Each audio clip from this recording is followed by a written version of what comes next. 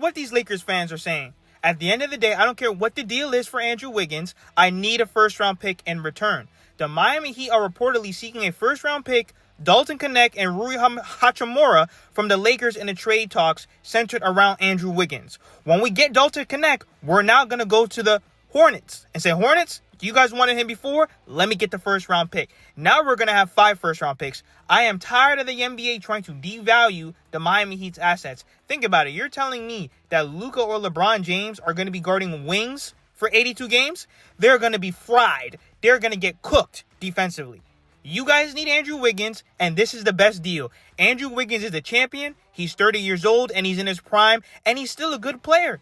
Still a great two-way player, a wing defender. I don't understand why people are trying to make it seem like he's trash. How? How was he trash? He played well for the Miami Heat until he got injured with the hamstring injury.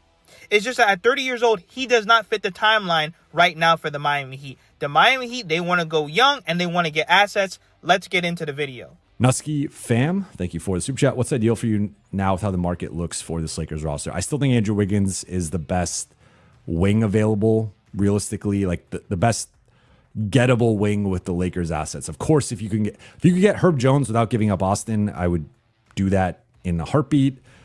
I'm trying to think of like what other young wings would make some sense. Right now, Miami Heat fans are pissed off. Because not only do they feel like they've been bamboozled, because Pat Riley pretty much came out and said, listen, there's going to be changes to this roster.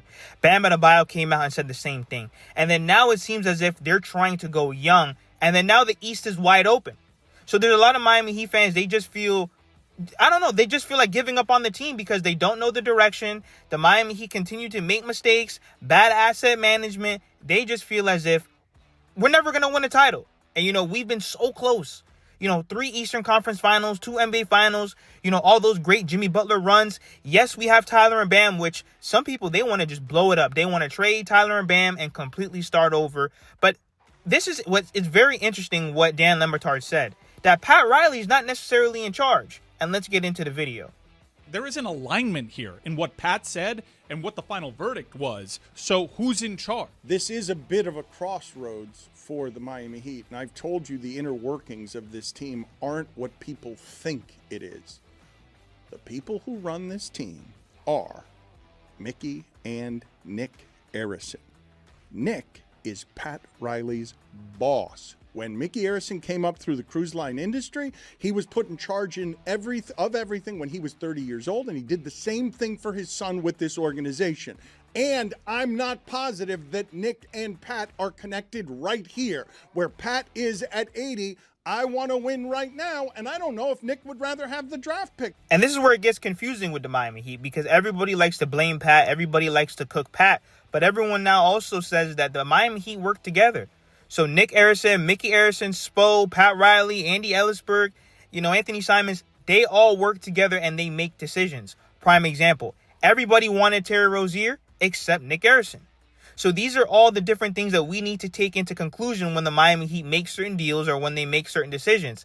Is it Pat? Did Pat want that? Did Mickey want that? Did Spo want that? And I think that's the issue. Yes, they work together, but you also just need the main guy. You need Pat Riley to really be leading the team. Who knows what happens really in that front office? But that's pretty much what everyone says, that it's a collective decision.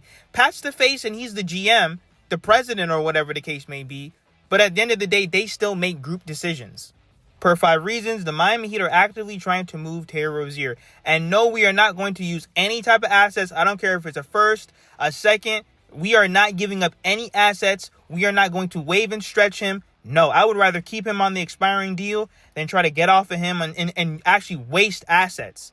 Unfortunately, Terry Rozier didn't work out. That is why we need this Lakers deal to go through. Once we get Dalton Knecht, we go to the Hornets now and say, hey, we want our pick back. And then now it's as if we never had Terry Rozier. But that's how you maneuver and you actually rectify the mistakes that you make. It sucks that Terry Rozier didn't work. He was supposed to give us offense. He was actually supposed to look like a competent basketball player. Now we have more Kuminga rumors. Jonathan Kuminga will be the next big free agent domino to drop soon. As a restricted free agent, Kuminga is still generating strong interest from teams like the Heat and the Kings. Once again, if we're going to go after Kuminga, he's going to have to be on a prove-it deal. Let me know what you guys think in the comments. Hit that subscribe button, and thank you for all the support.